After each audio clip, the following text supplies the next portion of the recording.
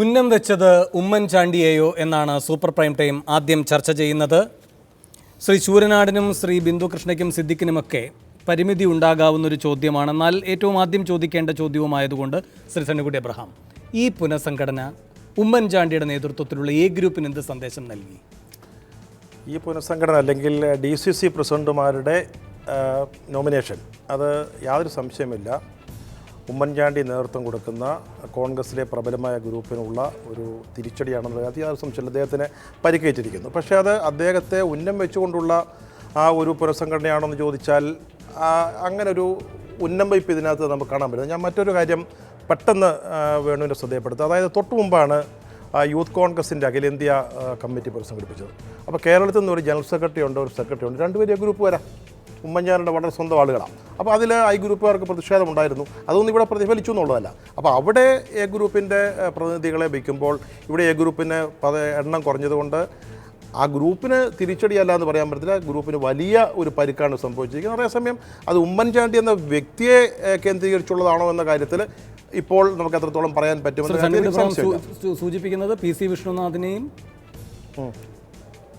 AICC തലത്തിലേക്ക് രണ്ടുപേരെ കൊണ്ടുവരുന്നതിന്റെ ഭാഗമായിട്ടുള്ള ക്ഷീണമെന്ന നിലയ്ക്കാണോ? എനിക്ക് അതൊരിക്കലും തോന്നില്ല. ഇപ്പം നമുക്കറിയാം, എന്തായിരുന്നു ഞാൻ പറഞ്ഞത്, യൂത്ത് കോൺഗ്രസിൻ്റെ അഖിലേന്ത്യാ കമ്മിറ്റി കഴിഞ്ഞത് 3-4 ദിവസങ്ങൾക്ക് മുമ്പ് പുനഃസംഘടിപ്പിച്ച കാര്യം പറഞ്ഞ് ഷാഫി പറമ്പിൽ ജനറൽ സെക്രട്ടറി ആകുന്നു, ജബി മേത്തർ സെക്രട്ടറി ആകുന്നു, രണ്ടുപേരെ ഗ്രൂപ്പുകാരാ. അപ്പോൾ അവിടെയും ഒരു പക്ഷേ കേന്ദ്ര നേതൃത്വം മികവ് പരിശോധിച്ചു അല്ലെങ്കിൽ പരിഗണിച്ചു എന്നൊക്കെ വേണേൽ പറയാം.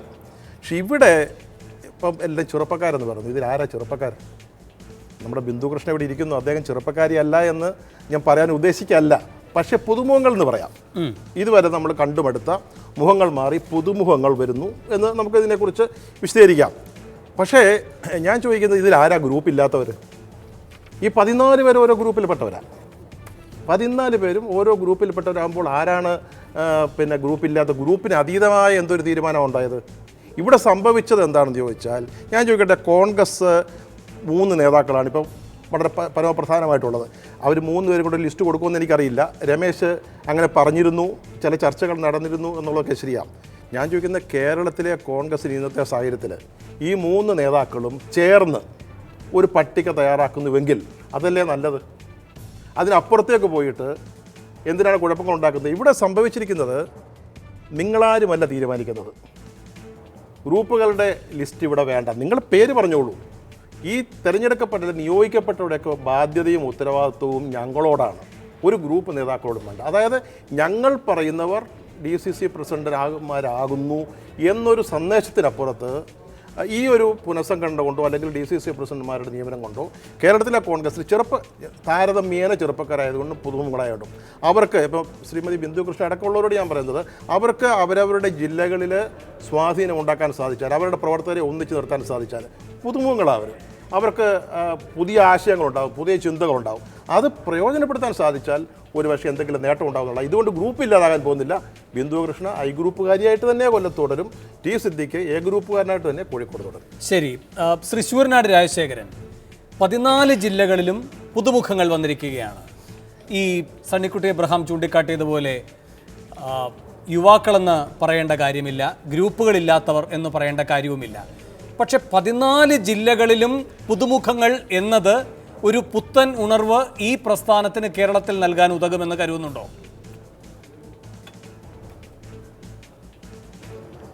വേണോ, ഈ നിയമസഭാ തെരഞ്ഞെടുപ്പിന് ശേഷം നെയ്യാർ ഡാമിൽ കൂടിയ ക്യാമ്പ് എക്സിക്യൂട്ടീവ് 2 ദിവസം നീണ്ടുനിന്ന എക്സിക്യൂട്ടീവായിരുന്നു. ആ എക്സിക്യൂട്ടീവിൽ കോൺഗ്രസിൻ്റെ കേരളത്തിലെ എക്കാലത്തെയും പ്രശ്നങ്ങൾക്ക് പരിഹാരമുണ്ടാക്കുന്നതിൻ്റെ മുമ്പിൽ നിന്നിട്ടുള്ള നേതാവാണ് AK ആന്റണി. അദ്ദേഹം പറഞ്ഞു, കോൺഗ്രസ്സിനൊരു സമഗ്രമായ അഴിച്ചുപണി ഉണ്ടാകണം എന്ന് പറഞ്ഞു. ആ അഴിച്ചുപണിയുടെ ഭാഗമാണിത്. ഞങ്ങളൊന്ന് വേണുവിനോട് കാര്യം പറഞ്ഞോട്ടെ. CPM-ഉം കോൺഗ്രസും മാറി മാറി വന്ന കേരളത്തിൽ ഒരു പുതിയ ശക്തി കൂടി വരുന്നുണ്ട്, BJP. കുറച്ച് നമ്മൾ നിഷേധിക്കുന്നില്ല, വരുന്നുണ്ട്. അപ്പോൾ കാലത്തിനനുയോജ്യമായ ഒരു മാറ്റം കോൺഗ്രസിൻ്റെ പ്രവർത്തനങ്ങളിലും നേതൃത്വ നിലയിലും ഉണ്ടാകണം എന്നുള്ള ദീർഘവീക്ഷണത്തോടുകൂടിയാണ് ഈ ലിസ്റ്റ് വന്നിട്ടുള്ളത്. അത് ആ ലിസ്റ്റിനകത്ത് നിങ്ങളിപ്പോൾ ഗ്രൂപ്പ് പശ്ചാത്തലമൊക്കെ പറഞ്ഞാൽ കോൺഗ്രസിനകത്ത് എക്കാലവും ഗ്രൂപ്പ് ഉണ്ടായിരുന്നു. പക്ഷേ ഞങ്ങളുടെ ഇപ്പോഴത്തെ എല്ലാവരുടെയും ഒരു താല്പര്യം ഇന്ത്യൻ നാഷണൽ കോൺഗ്രസിൻ്റെ കേരളത്തിലെ എക്കേരണി മുതൽ താഴെ വാർഡ് പ്രസിഡന്റുമാരുടെയുള്ള ആഗ്രഹം, ഏറ്റവും ജനകീയരായ മുഖ്യമന്ത്രി ശ്രീ ഉമ്മൻചാണ്ടിക്ക് ഒരു തുടർഭരണം കിട്ടുമെന്ന് പ്രതീക്ഷിച്ച സ്ഥാനത്ത് മാറ്റം വന്നു. അത് തിരിച്ചു പിടിക്കണം. കേരളത്തിലെ ഒന്നാമത്തെ പാർട്ടിയായി കേരളത്തിലെ ഭരണം നടത്തുന്ന പ്രസ്ഥാനമായി കോൺഗ്രസ് വരാൻ അതിനെന്ത് വിട്ടുവീഴ്ചയ്ക്കും കോൺഗ്രസിൻ്റെ നേതാക്കന്മാർ തയ്യാറാണ്. ഇപ്പോൾ വന്നേക്കുന്ന സണ്ണിക്കുട്ടി പറഞ്ഞപ്പോൾ എനിക്ക് തോന്നി, CPM-ൻ്റെ നേതാക്കന്മാരെയും ഞങ്ങളുടെ നേതാക്കന്മാരെയും ജില്ലകളിലെ നേതാക്കന്മാരെയും നമുക്കൊന്ന് പരിശോധിച്ച് നോക്കാം. എന്തൊരു ബാക്ക്ഗ്രൗണ്ടാണ്. യൂത്ത് കോൺഗ്രസിൻ്റെ സംസ്ഥാന പ്രസിഡന്റുമാർ, മഹിളാ കോൺഗ്രസിൻ്റെ അഖിലേന്ത്യാ വൈസ് പ്രസിഡന്റ്, എത്രയോ വലിയൊരു ബാക്ക്ഗ്രൗണ്ടിൽ ട്രാക്ക് റെക്കോർഡിൽ കടന്നു വന്ന നേതൃത്വം, ആ നേതൃത്വത്തിനെ ഏൽപ്പിക്കാൻ കഴിഞ്ഞു എന്നുള്ളത് അഭിമാനപൂർവ്വം നമ്മൾ കാണുന്നു. ഓരോ സ്ഥലത്തെയും കാര്യം. തിരുവനന്തപുരത്ത് നെയ്യാറ്റിൻകര സനിൽ യൂത്ത് കോൺഗ്രസ് ജില്ലാ പ്രസിഡന്റായിരുന്നു തിരുവനന്തപുരത്ത് ദീർഘകാലം, എത്രയോ കാലം. അതിനുശേഷം KP സെക്രട്ടറിയായി. ഇവിടെ ബിന്ദു കൃഷ്ണ, ഞങ്ങൾ അഭിമാനത്തോടുകൂടി പറയുന്നു, ബിന്ദു കൃഷ്ണ 2 അഖിലേന്ത്യാ മഹിളാ കോൺഗ്രസിൻ്റെ വൈസ് പ്രസിഡൻ്റായി തിരഞ്ഞെടുക്കാൻ കിട്ടിയത് ചെറിയൊരു കാര്യമൊന്നുമല്ല. അപ്പോൾ ആ ട്രാക്ക് റെക്കോർഡ് ഇത്രയും ഈ 2 ജില്ലകളിൽ, ബാബു ജോർജ് പത്തനംതിട്ടയിൽ എത്രയോ കാലം ജില്ലാ പഞ്ചായത്തിൻ്റെ പ്രസിഡൻ്റായിരുന്നു, യൂത്ത് കോൺഗ്രസിൻ്റെ ജില്ലാ പ്രസിഡൻ്റായിരുന്നു. ഈ ലിജു യൂത്ത് കോൺഗ്രസിൻ്റെ സംസ്ഥാന വൈസ് പ്രസിഡൻറ്റും ജില്ലാ പ്രസിഡൻറ്റുമായിരുന്നു. ഇപ്പോൾ KPC ജനറൽ സെക്രട്ടറിയാണ്. വിനോദിന് ഏറ്റവും നല്ല അഭിമാനകരമായ ട്രാക്ക് റെക്കോർഡിലാണ് എറണാകുളത്ത് നിന്ന് വിനോദ് വരുന്നത്. TN പ്രതാപൻ ആലപ്പുഴ, തൃശ്ശൂർ. TN പ്രതാപൻ്റെ ഒരു ബാക്ക്ഗ്രൗണ്ട് ഞാൻ പറഞ്ഞ് മനസ്സിലാക്കണ്ടല്ലോ. പൊതുജന മധ്യത്തിൽ 3 പ്രാവശ്യം MLA ആകാൻ ഭാഗ്യം ലഭിച്ച ആൾ. ഒരു ഘട്ടത്തിൽ ഞാൻ മാറി നിൽക്കുന്നു, പുതിയൊരു ടീം വരട്ടെ എന്ന് പറഞ്ഞു സ്വയം ഒഴിഞ്ഞു മാറിയ TN പ്രതാപൻ. അപ്പോൾ VK ശ്രീകണ്ഠൻ പാലക്കാട്, VK ശ്രീകണ്ഠൻ അഖിലേന്ത്യാ യൂത്ത് കോൺഗ്രസിൻ്റെ ജനറൽ സെക്രട്ടറി ആയിരുന്നു.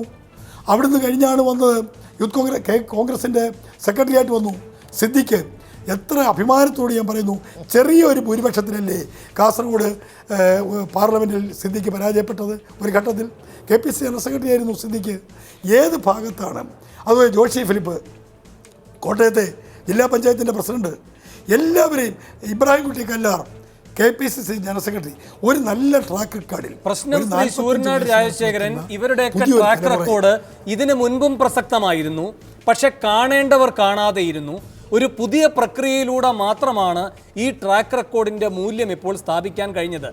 അതിൻ്റെ ശില്പി ആര് എന്ന ചോദ്യത്തിനാണ് ശ്രീ സണ്ണിക്കുട്ടി അബ്രഹാം പറഞ്ഞത് അത് ഹൈക്കമാൻഡ് ആണ് എന്ന്. അത് ഇവിടുത്തെ ഇതുവരെ ഈ ട്രാക്ക് റെക്കോർഡ് കാണാൻ വകവയ്ക്കാതിരുന്ന നേതാക്കന്മാർക്കുള്ള ഒരു പ്രഹരം കൂടിയല്ലേ. ആ പ്രഹരത്തിനു മീതെ കൂടി പതുക്കെ തടവിക്കൊണ്ടല്ലേ ഇവരെ എല്ലാവരെയും ഇനി തലോടാൻ ഈ നേതാക്കന്മാർക്ക് കഴിയൂ. നേരത്തെയും വന്നിട്ടുണ്ടാകുമല്ലോ ഈ ലിസ്റ്റുകളൊക്കെ, ഈ പേരുകളൊക്കെ. വേണു ചോദിച്ച ചോദ്യത്തിന് ഞാൻ രണ്ട് ആസ്പെക്റ്റ് ആയിട്ട് പറയാം. ഇതുവരെ എന്താണ്, ഇവരൊക്കെ ഏറ്റവും ഉത്തരവാദിത്തപ്പെട്ട സ്ഥലങ്ങളിൽ നിൽക്കുകയാണ്. ഇപ്പോഴും ഏറ്റവും പ്രധാനപ്പെട്ട പാർട്ടിയുടെ കേന്ദ്രങ്ങളിലാണ് അവരിപ്പോൾ നിൽക്കുന്നത്. അവിടെ നിന്നാണ് അതിനേക്കാൾ ഉത്തരവാദിത്ത ബോധമുള്ള പാർട്ടിക്ക് ഏറ്റവും വലിയ ഒരു സന്നിഗ്ധ ഘട്ടത്തിൽ വന്നപ്പോൾ ജില്ലാതലത്തിലെ അധ്യക്ഷന്മാരായിട്ട് അവരെ ഹൈക്കമാൻഡും കേരളത്തിലെ കോൺഗ്രസ് പ്രസ്ഥാനവും നിയോഗിച്ചു. എന്റെ ചോദ്യം ലളിതമാണ്. ഈ ആളുകളുടെ പ്രാമുഖ്യം, ഇവരുടെ പ്രവർത്തന മികവ്, ഇതെല്ലാം നേരത്തെ തന്നെ ഇവിടെയുള്ള നേതാക്കന്മാർക്ക് അറിയുന്നതായിരുന്നു. പക്ഷേ അവരുടെ കൈവശം തന്നെയായിരുന്നു ഇപ്പോഴും ഈ തീരുമാനമെടുക്കുന്നതിനുള്ള പ്രധാനപ്പെട്ട അധികാരമെങ്കിൽ എത്ര DCC പ്രസിഡന്റുമാർ മാറുമായിരുന്നു ശ്രീ സൂര്യനാട്. അപ്പോൾ ഇവിടെ ഒരു കടൽക്കിഴവനെ പോലെ ഇരുന്ന ആരൊക്കെയോ ആണ് ഈ പറയുന്ന പുതിയ സാഹചര്യങ്ങൾക്കനുസരിച്ച് ഈ പാർട്ടിയെ മുന്നോട്ട് കൊണ്ടുപോകുന്നതിന് പുതിയ ചുമതലക്കാരെ കണ്ടെത്തുന്നതിൽ തടസ്സമായി നിന്നത്. അതല്ലേ സത്യം? വേണു, ഒരു രഹസ്യം ഞാൻ പറയാം. KPC ജനറൽ സെക്രട്ടറി എന്നുള്ളതിൽ ആ രഹസ്യം പുറത്തുവിട്ടുവിടാത്ത കാര്യമാണ്. പക്ഷേ വേണുവും സണ്ണിക്കുട്ടി ഇങ്ങനെ അങ്ങ് ആവർത്തി ചോദിക്കുമ്പോൾ പറയാതിരിക്കാൻ പറ്റത്തില്ല. രമേശ് ചെന്നിത്തലയും VM സുധീരനും ഉമ്മൻചാണ്ടിയും ഇവരുടെ താല്പര്യങ്ങളും ഇവരുടെ മാർക്കറ്റിലും അതിനൊക്കെ ഏറ്റവും മുമ്പിൽ ശ്രീ AK ആന്റണിയുടെ നിയോഗവും അല്ലാതെ ഇല്ലാതാണോ ഈ ലിസ്റ്റ് വന്നതാണോ നിങ്ങൾ കരുതുന്നത്? ഹൈക്കമാൻഡ് എന്ന് പറയുന്ന ആരാ? AK ആന്റണി. AK ആന്റണിയും AK ആന്റണിക്ക് അപ്പുറമുള്ള ആൾക്കാരും ഇവരെല്ലാം കൂടെ ചേർന്നുണ്ടാക്കിയ ലിസ്റ്റാണിത്. ഇവർക്കെന്താ മാറ്റം? ഇവർ കൂടാതാണോ ഇത് വന്നേക്കുന്നത്?